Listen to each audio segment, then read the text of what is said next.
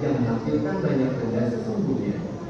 Guna penyajian data yang lain, tentu saja kita bisa menggunakan gambar-gambar yang lebih menarik, seperti gambar mobil, pohon, uang, dan sebagainya. Gambar yang digunakan disesuaikan dengan objek yang dideskripsikan untuk mewakili sejumlah objek. Contoh, perhatikan tabel hasil panen sayuran berikut.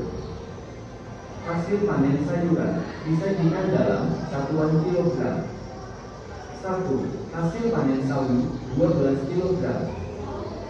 2. Hasil panen wortel 8 kilogram. 3. Hasil panen kubis 7 kilogram.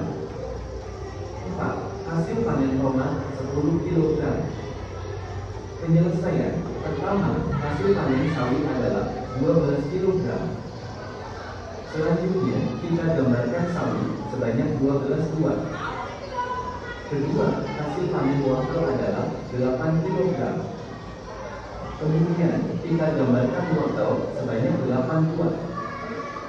Ketiga, hasil panen kubis adalah 7 kilogram. Lalu, kita gambarkan kubis sebanyak 7 buah. Keempat, hasil panen tomat adalah 10 kilogram. Selanjutnya, kita gambarkan tomat sebanyak 10 buah. Selanjutnya, kita akan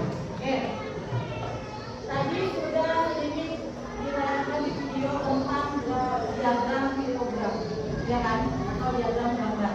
Oke? Nah, jadi untuk hari ini kita membahas tentang diagram gambar, ya. Nah, itu apa itu diagram gambar? Seperti tadi yang telah dijelaskan, diagram gambar itu atau piktogram itu adalah cara penyajian dengan menggunakan gambar, ya kan?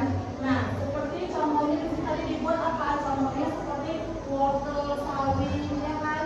Nah, dilihat dari soal tadi dia ada dijelaskan bahwasanya untuk sawi dia sebanyak 12 kilogram.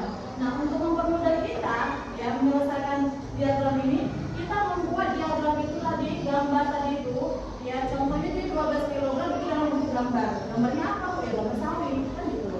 Ya, nah wortel, nah dia tadi diminta 7 kilogram, maka dibuatlah 7 bentuk wortel. Sampai situ paham? Ada yang bertanya? Ya, jadi rata-rata dalam kita membuat piktogram ini, nah itu yang pertama kita harus tahu dulu jenisnya, jenis apa, jenis datanya, ya, data apa yang mau kita buat diagramnya.